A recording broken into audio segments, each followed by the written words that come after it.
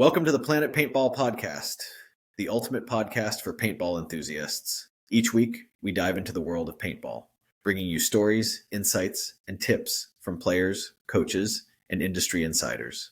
Sponsored by 1023 Sportswear. Looking for high-quality gear that performs as hard as you do? Check out 1023 Sportswear. And as a listener of the Planet Paintball Podcast, you can get 20% off your order with the code Planet Paintball. Suit up, save big, and play your best. Welcome back to the Planet Paintball Podcast. I got Chris from the Coop with me today. Give a like and subscribe if you haven't already, and we appreciate it. Or give us a rating on Spotify or Apple iTunes. And as always, this is brought to you by 1023 Sportswear and Southwest Paintball out in Bayfield, Colorado. How you doing today, Chris? Doing great, man. How are you? Doing good. So you're in the Coop. Yeah, so it's actually Coup. P is silent. Okay, cool. Yeah, it's all good, dude. Happens all the time. Happened to us all last year. But it's actually, we got it from a coup d'etat. Okay, that makes sense now. Yeah, so that's kind of where it came from. Okay. When you guys first came on the scene, I was like, that's an interesting name for sure. But I thought you pronounced the P. Yeah, it's all good, dude. Well, how did you get into paintball, man?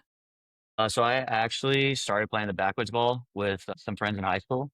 And then after that, we kind of went into the military. And then I got roommate with somebody that played competitively. And so when we kind of got to our station, he was like, hey, go check this out. I kind of knew what it was because I used to watch it on ESPN when I was younger. And then we just went from there, and I got hooked on it and been playing ever since. Nice. So are you still in the military? Or? No. I've been out since 2017. Were you a Army guy or what No, branch? I was in the Marine Corps. Okay, nice. And then I was stationed at Camp Lejeune for the entire time that I was here. Okay. And I just kind of stayed in the local area when I got out.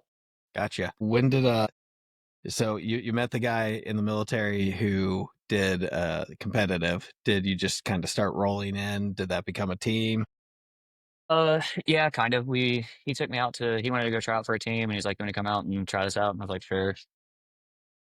So he kind of did all the research of like what was in the local area, and we kind of went there. It was an interesting concept. Like, I didn't really know exactly what was going on while I was watching, but I liked the adrenaline rush from it. So it really sucked me in, and I was like, all right, let's go from there. So I had a lot of good mentors as I was getting into the sport, and then from there, once it clicked, it was game on. So, but it's been fun ever since. Okay. And you work at a paintball field also, right? Yes, I'm the general manager over at Jacksonville Paintball and Airsoft Park in Jacksonville, North Carolina. It's a fantastic facility. It's a good training facility. They do a little bit of everything, starting at ages 5 and up. We got something for everybody. You guys doing the gel ball stuff? Absolutely. That is so much fun. It's like it's easy to get the kids into the game too. Like, you start them there, and the next thing you know, you take them to low impact, and then you just move on. Yeah, I think it's fun, like, and you can really play with your little kids. So I got my son has a couple of gel blasters, and we got some old bunkers that we'll throw up in the backyard, and we'll stay out there for an hour, 2 hours, And our backyard's not big, so that's not to be for those, man. Like, you can just go use them wherever. Yeah, that's the great part about them. Almost no cleanup. Well, really no cleanup. Oh, sorry, computer did something funny there. But how long have you been there? So I actually have been playing there since 2012, and then I took over the facility sometime in 2017, I believe. Okay, cool. So you've been there for a while then. You're seasoned at this point with field operations. And it's been an adventure. So, it's been an evolving game. It's not just paintball anymore. You get into the jelly ball, you get into the low impact, and then now airsoft's popping off, and so the transformation through the industry as you're kind of going through it's been challenging and interesting all at the same time, but it's been fun. How many fields you guys got out there? Currently, we've got 5 fields, one airsoft compound that sits on about probably 10 acres of playable area. And then we've got a turf field, a smaller woods ball field, a small urban course, and then a large urban course. Okay, So nice. we got a little bit of scenario for everything. Good place to taste every little bit of paintball. But yeah. And you guys host the youth league out there, don't you? Yes. So last year was our first year of running the Youth Paintball League, uh, also known as the YPL. I had a gentleman approach me probably a year before that, and he wanted to come up with a youth program. So we kind of started there, and they went and played in the CFOA. Uh, we kind of found that a lot of these kids, it could be a little bit overwhelming. So we were kind of brainstorming what we could do next, and from there, we're like, what if we just opened our own? So last year when we did it, we kind of had 4 or 5 teams, I want to say. Okay. We took them straight to X ball. It's hard to find many 5-man, especially in our area anymore. So it's better to just put them in the thick of it and start there and, ease them into them. Every team had their own individual coach to get them ready. This year we changed things a little bit to where instead of practicing all together, we're doing smaller practices. So only 2 teams practice at a time. There's about 4 kids per team, based off what signed up. Their coaches run them through their own stuff. Then we've got the NXL software on a tablet, so some of them use that to help with their time management and things like that. But it's been an adventure, and it's been a lot of fun. It's great getting the youth incorporated into the competitive scene, especially that young. The NXL's been doing it, and they're doing a great job. We've got kids as young as 10. We got 10 years old all the way to 16, and that's where we cap it at. Okay. If they've been in the competitive scene, they can have 1v4 player, I believe. But other than that, they have to meet the requirements of they have to be under 16 years old. Okay. Nice. But other than that, and a lot of the community got behind us this past year when we did it, and that was great to see. We received a lot of emails, a lot of phone calls. Even if they didn't want to try, they just wanted to come out and try it, but they didn't want to, compete into it because maybe they weren't ready. We do have some kids that still come out to practice just to build their confidence, and it's been a great experience for them.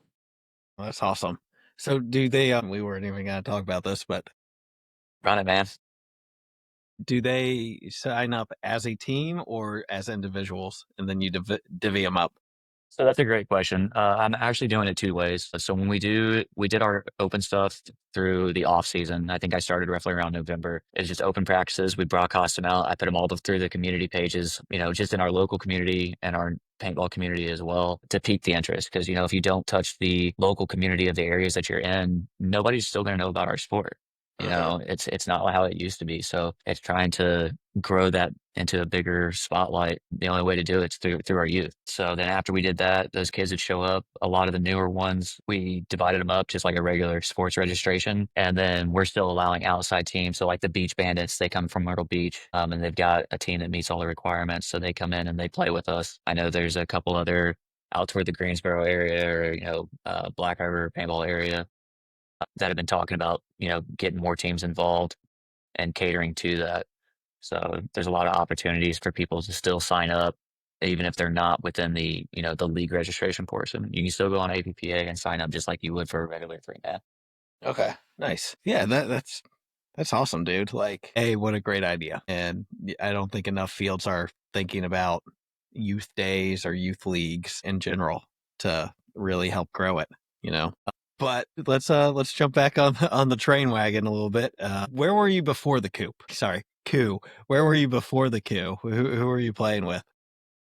So once I got there and kind of got established at the field, I played with Carolina Snapback for a little bit. They did a lot of stuff up in the EPL. That's when the EPL was popping, and still had their Southern Conference, Mid Conference, and Northern Conference. Yeah. And then so all those guys were military guys. So once they kind of started EASing, going to different places and whatnot, had to kind of figure out what we're going to do. And then I deployed for a little bit, so I took a break. So I didn't play for a little bit, and then I kind of got back into the scene. And right after that, shortly when we started developing the coup organization. Okay. So take me through the development of that, because it can be hard starting a team. Man, to be honest with you, it was super intimidating at first, because at first you were like, well, not at first. We started as just a bunch of homies that just wanted to play ball. And we went down to World Cup in 2021. We did all right. We didn't, do what we set out to do. But we tried to play in D3. All been wanting to bump up, and we're like, we're just gonna go for it. We went 2-0 on Friday, and then kind of just shot ourselves in the foot on Thursday, and then shot ourselves in the foot on Friday. It is what it is. It happens. After that, we kind of fell apart. We had some people that were EASing and going other things, and in our area, it's super hard when you got just all military people. So we kind of took a break and took a year to like play and kind of rethink the process. Like, what can this be? How do we want to develop going into the 2024 season? We had a big meeting because at that time throughout the year, I had a lot of guys that were coming in, and there's a lot of potential behind it. And we're like, all right, how do we want to do this? What is this season going to bring to us? So we ended up playing in the CPXL. We had a D5 team and a D4 team. Didn't start out with the best season. It wasn't anything spectacular. And we're like, all right, but we had fun. It was new teams, new faces. It was a good year of enjoying the sport while trying to bond and seeing if this is going to be the next step. To me, when you're playing the regional scene, it kind of decides of like, how far do you really want to go? Because some of those teams you bounce back and forth. You're like, this is a hobby for me. It's not like I'm not going to launch with this. Maybe I'll just play a couple seasons and just be done. But again, military towns, sometimes that's really all you got, Yeah. So after that, we went into the 2024 season. That entire off-season time, we had a lot of good conversations. Like, what is going to happen with us? What is going to be the next year going forward? And they're like, all right, let's give it our all. Let's go for it. So we set our eyes on the prize, and we were playing every single weekend. There's times we were playing on Wednesday night drill nights. Even if we're just taking out 500 shots, and it is what it is. And reminding each other that every time you step on the field, it's time to conduct business, and there's always something that we need to work on to be better. And we had a hell of a season 2024. We had a lot of ups and downs, and it started really rough. Not gonna lie to you. I mean, if you want to go through all that, Yeah, let's take us through the first event. So, are you still running two teams at this point? Yeah, we're still running D5 and D5 and D4. Bear with me in the beginning, because it gets super emotional. It's super rough. It's a very hard loss for us, not just tournament wise, but individual wise. So bear with me for a second, and then it just kind of sets a tone. So going into the 2024 season, we're all ready to go. We're getting ready for that first event. February 10th happened. We lost one of our players in a tragic car accident. And it was hard. It was super hard for a lot of the guys. And especially for myself, because he also works for me. And I've known him for years. It was really hard for my family, as my son's a best friend. So going into that, and it was 14 days before the first event. Yeah. So like it's a rough start. It's a very emotional start. But we get there, magic happens, and it happens to everybody. It's something that we live with. Not everybody can handle it. Not everybody can understand it. But in time, and with time, you move past, you grieve, you win. And with the special people that we have in our team, we were able to overcome that while still maintaining our readiness going into this first event, which was super important. And I was really proud of the guys for how they took that information and how they accepted what had happened and what they were going to use as motivation to move forward through this season. So we get to the event. Matt Baruna was our captain of the D5 line at the time. You could tell nobody was, minds weren't there. And I preach to my guys all the time, like, the event doesn't start that morning. The event starts in the prep work. The event starts in Friday night before you go to sleep. Like, can you say that you treated your body like a temple? Like, you hydrated, you prepared yourself for a long, grueling day? Because in the regional scene, it's one day. Yeah. It's not like you're playing 2 matches and you're done. Yeah. 2 matches the next reset. day. Yeah. You got that one day to So you got to lock in and be ready for it. So he gathered the boys, got them all together, took them through a whole thing of, like, we're here and now. Like, this is the present. Like, it's time to get after it. You know what Tyler would have wanted out of us, and now it's time to roll. So it's not time to grieve right now. It's time to go to work. It's time to honor. It's time to, you know, do everything that we've done this entire offseason, set out to reach the goals that we wanted to set. And, if you could tell after everyone he was done with that, like, it's game time. Like, let's go to work. So in every event, no matter what, we preach to our guys that, we live in the point ahead of us. Like, we're here and now. This is the point. We're not looking, 6 points, 6 matches later. It's right here, right now. And keep your mind on that. If it's a bad point, who cares? There's another point. All we got to do is manage that clock, manage the outcome that we, the best of our abilities. You can't blame things on the refs. Refs are there for a reason, and everybody gets a bad call. We're not the only team. But if you're doing everything that you're supposed to, you're executing the game plans and you're living up to what you practice, you're going to succeed. So just live in the moment of that one point and move forward after that. Every point's behind us. There's always a new one. Uh-huh. So at that first event, we ended up finishing, the D5 line finished third, and then the D4 line ended up finishing 15th. So D4 didn't have a great start, but that D5 line they're all about it. Sounds like they locked in for sure. Oh, 100%. Like I said, the 2024 season was a ride. Event 2, D5 ended up finishing in second place. I don't have the entire breakdown. Uh-huh. It's like kind of hard to find because it was on Denali. Yeah. It'd be a little bit harder to read than what APPA is. D4 finished 8th, and then event 3 rolled around, and we finally got that first place podium for D5. Nice. We've been teetering back and forth. We did a lot of back and forth with the Gate City Howlers out of Greensboro. Team. Super good team. Super nice guys too. Like, we knew every time that we pulled up to play them that it was going to be a grinder, and it came down to who wanted it more.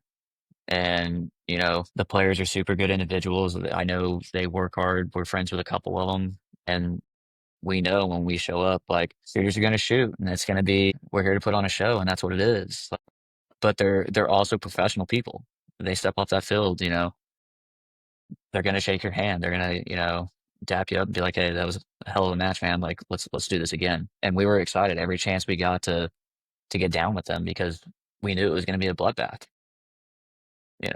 I mean, if you're not playing paintball for the bloodbath and really getting after it with those other guys, like, what are we doing here? Yeah, what are you doing? Come on. Yeah, I don't want to cakewalk. I want to play the best. Like, let's do this. So right after that, we went into the 4th event. We finished second again. Event 3, D4 finished second as well. Nice. Event 4, D5 finished second. The D4 line didn't play that event. And then at the season finale, they took first and won the overall series. So that, again, like, is an emotional day. Like, we set out with a goal. We set out with, it may not have been, we may have had a tragic loss in our family, but we used that to fuel the fire and to honor at the end of the season. Like, and those boys put in the work, and I couldn't have been prouder. Like, they dug deep, they knew what they needed to do, and they were at the field every single weekend. Like, they wanted this, and you could tell. Like, I come up with an annual schedule. Like, every other weekend, we typically practice them. And they're like, oh, man, we got practice this weekend? Oh, all right, so we'll be there. Uh-huh. All right, dude, we'll be there. Yeah. Like, and I'd have the whole D5 line there every single time. It didn't matter, rain or shine. Like, those boys are out there. They knew what they wanted to do, and the grit was real. They wanted it. So there's nothing more I could do but than to support it. Like, Yeah. like let's. Well, and if you put in the work, it will come, right? Like, I don't think Absolutely. I've ever seen a team that truly put in the work and it didn't come. There's a lot of teams that say they're putting in the work that aren't. Right. But like, at the end of the day, if you are really there that much, it's going to happen for you. Absolutely.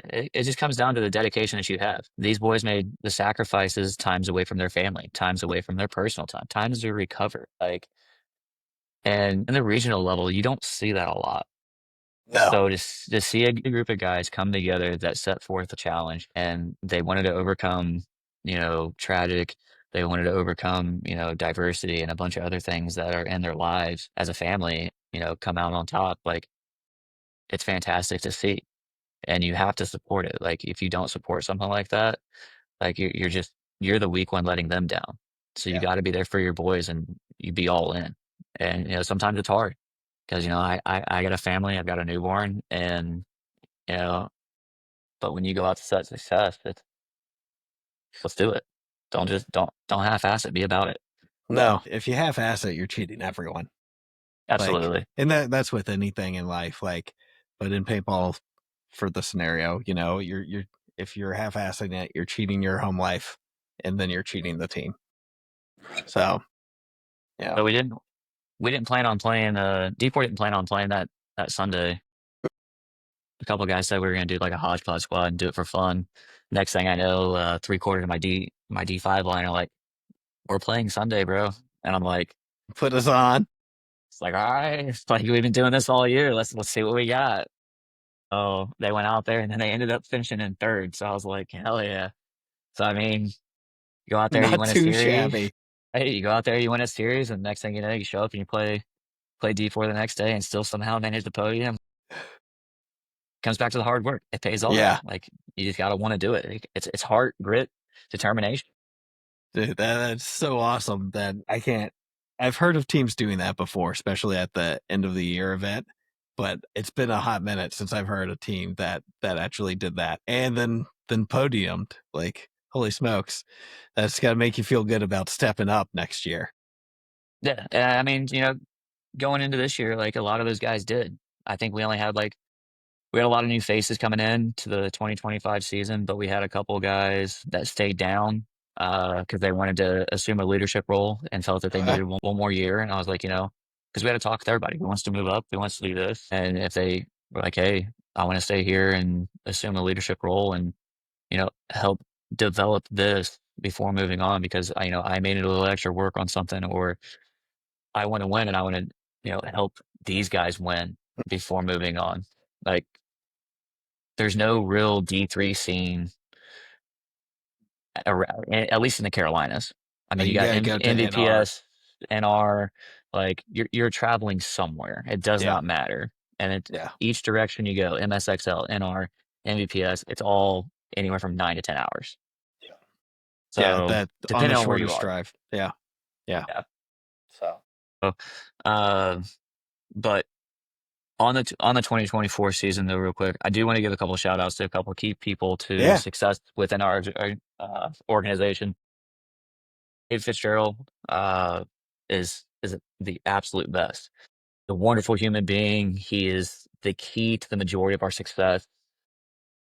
The readiness that he helps develop and keeping the time and making sure that we're staying on track at events, keeping me and the guys, hey, we're on this field, we're at this time. Fantastic. If I'm out scouting or somebody else is scouting and, phones are ringing, hey, pull up, we gotta go. All right, cool, we're heading in. But Mr. Fitzgerald is the absolute best savior within our organization. Eric Fitzgerald is one of his sons. He's one of a little bit in our leadership. Matt Marina and JD helping develop our training programs to help with all of our success that we've had. You can't facilitate something like an organization on your own. You have to trust the leadership. You have to trust who's around you. We're very open about everything that we talk about. So even if the leadership talks about it and we're going to start doing changes and whatnot, we take it to everybody. Okay. Like it's not just I know how some programs are like, hey, we're doing it this way and it is what it is. Like there's certain things that, we may be like that about, but like all the big stuff, it's keeping it open. Like everybody's got to know what's going on because if they choose to stay with the program, they are the future of the program. But yeah, that's Can you break down like your leadership and how it's kind of organized for us? Because every team does it a little bit differently. Sometimes there's a group, sometimes, like you said, there's like a owner or captain that kind of dictates. Definitely sounds like you got a group, but just kind of wondering like what each of you do and how you do it. So we actually have roles within the organization. Some people are better at other things than others. So we have our main leadership, we have our coaches, and then we have like a financial advisor. Because especially once you start throwing around a lot of money, like it's hard to keep track of. And to make sure that you have everything in order at any point and any time, my guys know that they can come over to us and be like, hey, what is my money paying for? Like some people do dues and a bunch of other things. I've been involved with like certain dues before, and I was like, I don't even know where all my money's going. Like somebody tell me where every dime is going. Yeah. So like our guys know, like we pay a small amount monthly dues, uh, and then it goes like water, ice, and things like that for practices that they know nobody has to worry about anything. You show up, we've got 2 coolers there. They're always full of ice. They're always full of drinks. So the guys they're hydrated. They're fresh. They have everything that they need. So when they pull to practice, all they need is their gear bag. We've got individuals that get together, talk about like our training platform. What are we going to accomplish? What does our itinerary look like? How are we going to develop going into this event? What are we good at? Then we'll also, after each event, we always do a meeting. We break everything down line by line. So D5 will get together, have their meeting. D4 gets together, has their meeting. Then we'll have like big picture meetings at the field and stuff too. So try not to overcomplicate it, but it's essentially just like a 3-part process for how our organization is. Okay. Oh, and then you have dedicated coaches? So we have dedicated captains. So Okay. Mitch is our captain for our D5 line this year. And then the D4 line, like we don't really have a said captain. We just kind of have we know what's what. So Okay. like we have like 3 or 4 people to like take control in that kind of area. So like JD will go like captain's meeting, or if there's a captain's meeting or something like that. Or like Eric will go, like someone will go just to show face and presence. But those guys kind of just lead themselves. And then I coach the D5 line at event. And then a couple of us, pretty much JD, Eric, and I will player coach. We've got really strong minds and kind of all think alike, but there's different aspects so that we all think and cater to that help bring better light to the overall game itself. But we're big on critiques. It's not like everything's professional within our organization. Like professionalism is one of the best things that's out there. And the more professional you are, and the more you understand how to be professional, the better you can take critiques. A lot of people are so set in their ego and don't understand that, like, if I were to just take what someone's saying and then take what someone else is saying, and I'm like, 2 people are saying the same thing, I might be doing something wrong. Yeah. But it's all about how those people articulate what they're saying to them. True. Like, if you're just coming across like, hey man, you're doing this a little bit, how about you try this? Like just make this minor adjustment and it might do better. Try it out, see if you like it. But you get some of those guys who are like, this guy. Yeah. I know what I'm doing here. I've been playing paintball for a while, okay? But we do really well with that. We do a lot of critiques. We're very open because at the end of the day, we just want what's best for the team. All we want to do is win.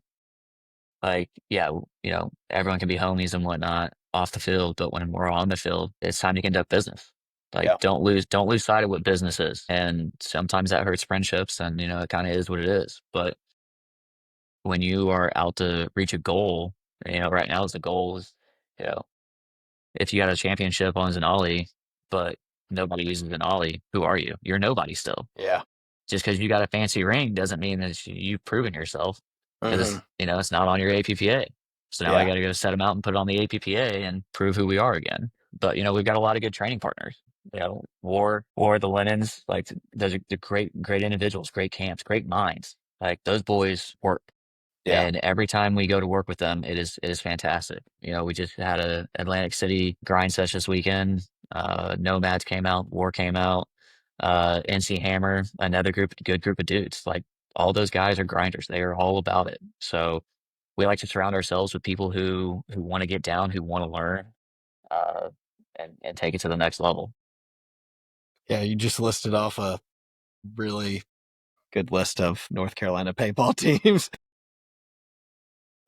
So, and almost all of them have now been on the show. So you still run with the 2 organizations. NC, that's kind of a trip for them, isn't it, to come out to you guys? How far is that? Because they're Greensboro based, right? They're Greensboro based. They're kind of scattered around, but 2.5 to 4 hours, depending on where an individual is located. That's not too bad.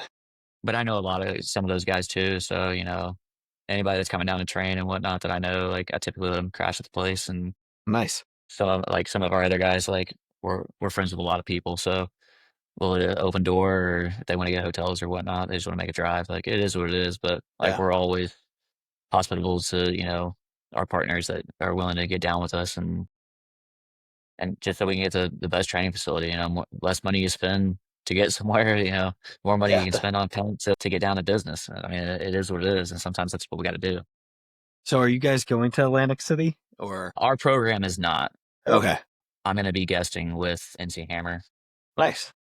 for that. So I got to play with them and meet a lot of those guys, and uh, I got some boys on there, man. Like, Yeah. those do know how to get down. So Yeah. No, I'm they I'm do. excited.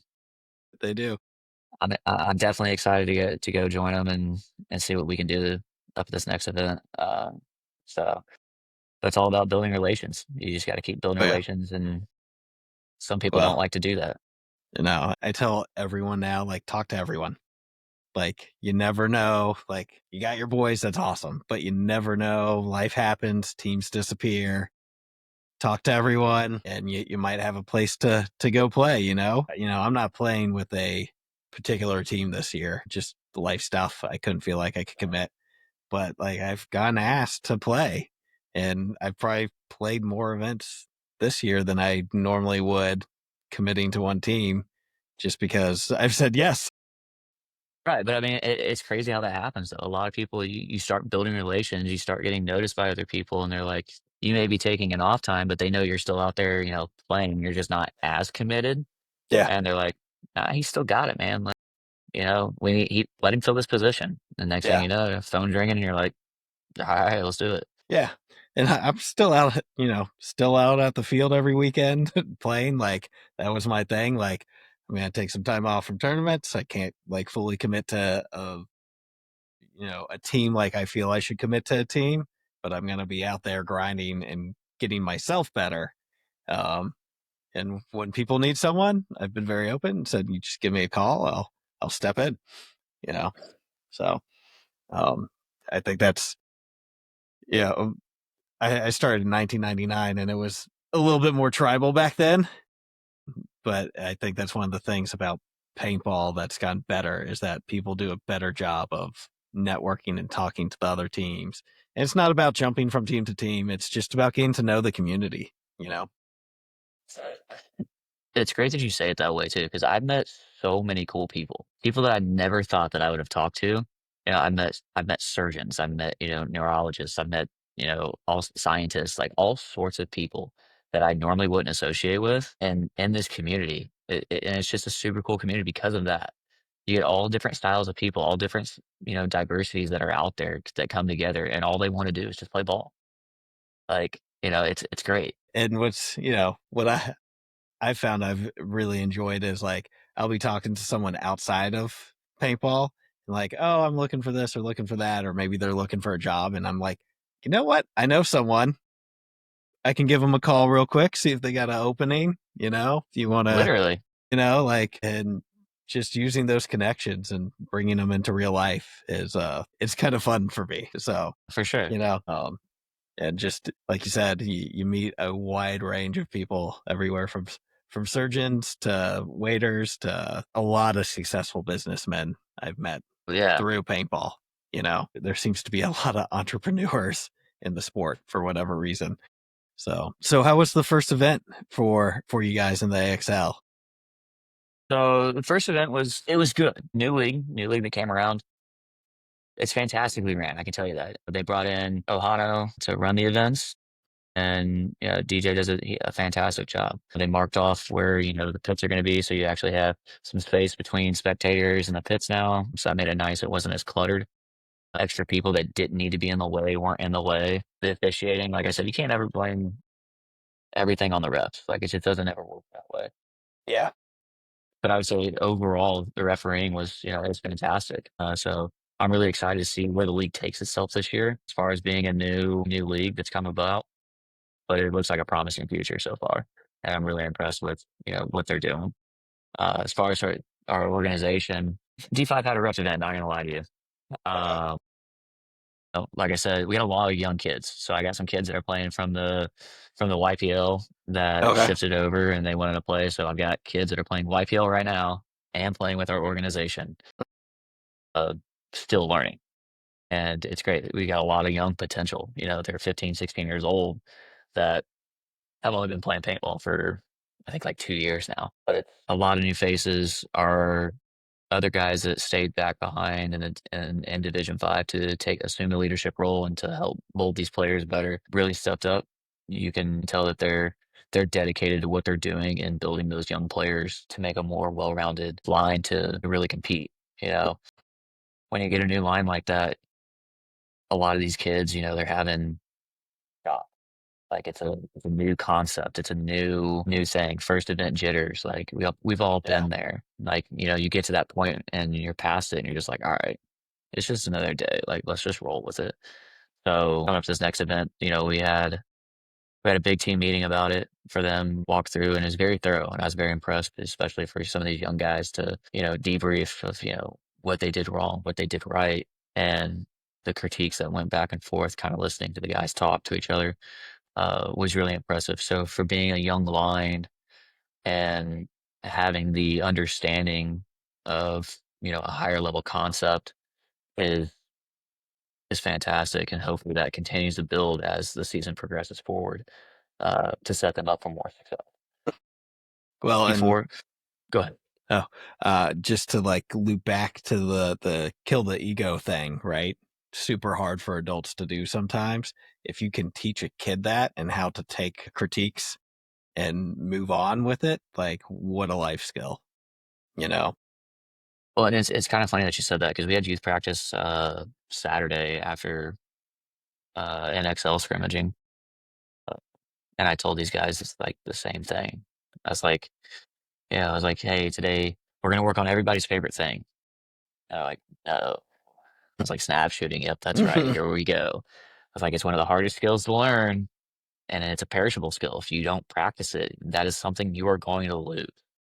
So today we're going to get out of our comfort zones. I've got some that are still kind of scared of, the bunkers getting hit, that are on the youth side, to where my other guys are a little bit more advanced. It's like, practice your skill, work with these kids, and, grow together.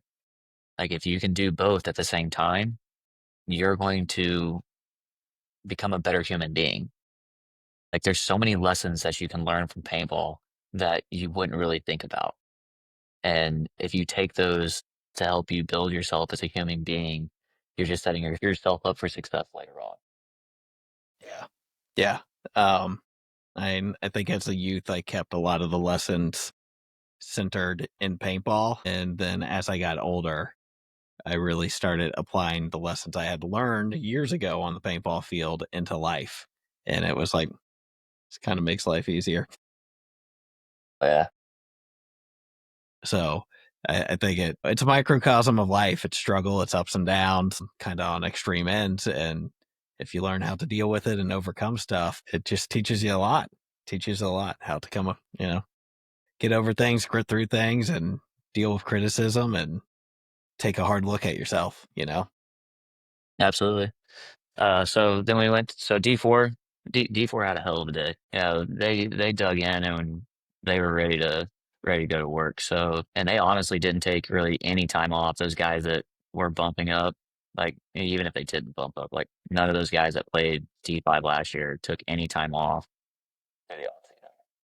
Like we went right into it. We started, adding some new things for different calls to make things easier on us, to facilitate, better transparency across the field so everyone would be on the same wavelength. But, I think we only dropped maybe like 2 or 3 points, I want to say, through the prelims.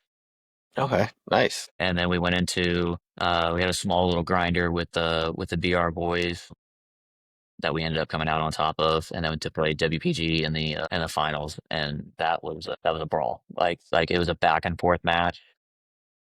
Steve Burkett was coaching them. Like I knew kind of like what we were up against. Like man's got tons of experience. He's a great dude, great coach. So I was like, this will be interesting. Like let's mix it up a little bit, change up our game plan a little bit, but not too much to where it takes us away from our original. And what's working? And let's just try to play the zones. Like, we're in the finals. There's no reason to make a bunch of sloppy moves. Let's just lock up the zones, let them come to us. I knew they were a hyper aggressive team. I was like, I think we can control this.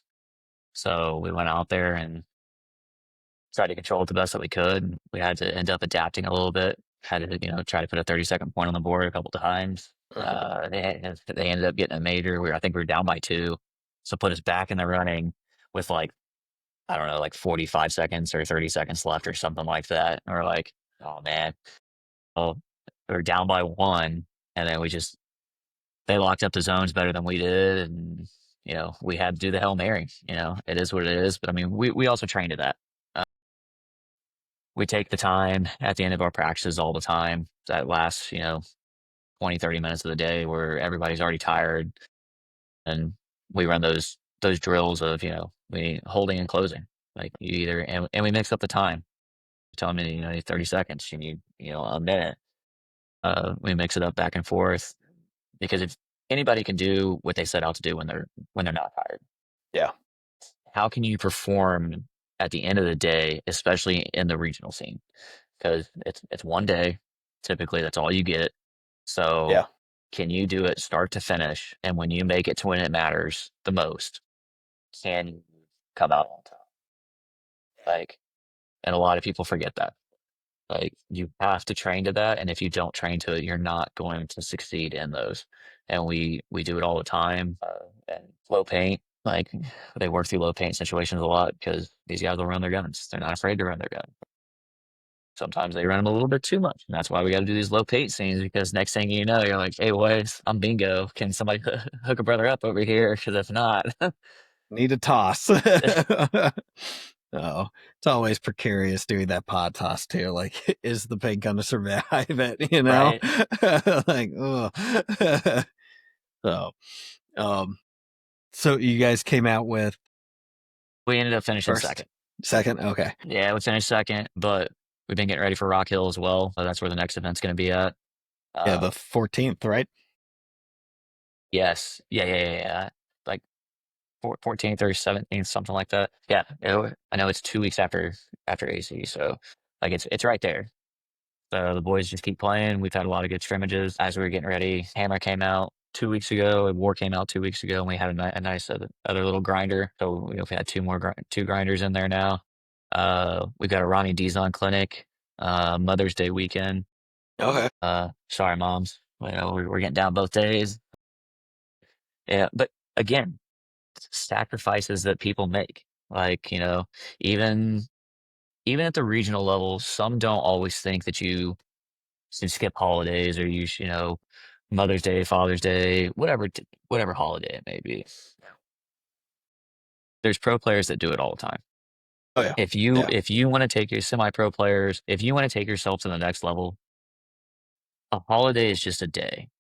Just because you're not celebrating on the day of the holiday, you can always do it a later day. Yeah. It's what you set aside a time for your family or for your loved one or whatever it may be for that day. And some people lose sight of that. I understand that, Mother's Day is Mother's Day. I get it. But, if this is the last weekend we have to try to be prepared for success, I'm going to take my last 2 days on my layout weekend to get down, especially if I have Ronnie, we got Ronnie Dizon coming out. So if we can have that happening and get a full week, full 2 days with him, we're going to do. Yeah, and a lot of time bringing out a pro player or even a semi-pro player is like adding jet fuel to the fire. I think the Wrecking Crew, or not Wrecking Crew, the Wreckers did it with one of the guys from Wrecking Crew, and they kind of turned up for a little bit after that. Filthy out in New Jersey, they got Tyler Harmon coaching them, and they've their whole organization turned it up. And then, Wrecking Crew, they've been working with Marcelo for years now, and proof's kind of in the pudding there. So is Ronnie coming out just for the team? No, not necessarily. Saturday is going to be some skills and drills. We've got, Okay. That's what's kind of cool about our field. I call them our practice team, but it's a group of dudes that essentially come out all the time and play together consistently enough that I wouldn't say like they're a hodgepodge squad, but and they're a bunch of good guys. They really just don't play events. They just love to place people. But we do have a couple other people that wanted to sign up and do things like that. And then on Sunday, we're doing a scrimmage. I don't know who's all coming yet. I've got a couple teams that said they they're trying to work it out. But again, they're on the mom time, so we'll see if they actually pull up or not. So we're hoping to get a good grind session in, so everybody can get some learning in. It's not just our organization, but anybody else that wants to be out there and come through, you're more than welcome to. Okay. What's the plan for the coop? Coup. I'm so sorry, man. What is the plan for the coup, like moving forward, or are we taking it 1 year at a time? I mean, looking forward is dangerous in paintball because a season can be a long time. It can be, but I feel like this year's moving really fast. I'm not gonna lie to you. Like, it's almost May already. And I mean, it pretty much is May. And I like to live event by event. I don't like to go too far out in the future. I know there's a few other things that like we're looking forward at. Talks of Planet World Cups. That's going on. Okay. I know we're taking a youth line to World Cup for sure. Nice. So I don't know if that's going to be all of players facilitated by our organization, or if we're going to pick up a couple extra players. We got a couple of youth teams that are around us that we may talk to. Nationals are probably NR next year, playing D3 for sure. And then as the organization grows, just take it year by year, level by level, and do what's best for the organization to improve. Always be educated, always be professional, and just see where we stand. And, I mean, the goal is always pro, but it's just so hard to do that, and you have to prove yourself. Yeah. So these guys have to want it. I plan to run the organization as long as we can. So if we still got players, we're still gonna.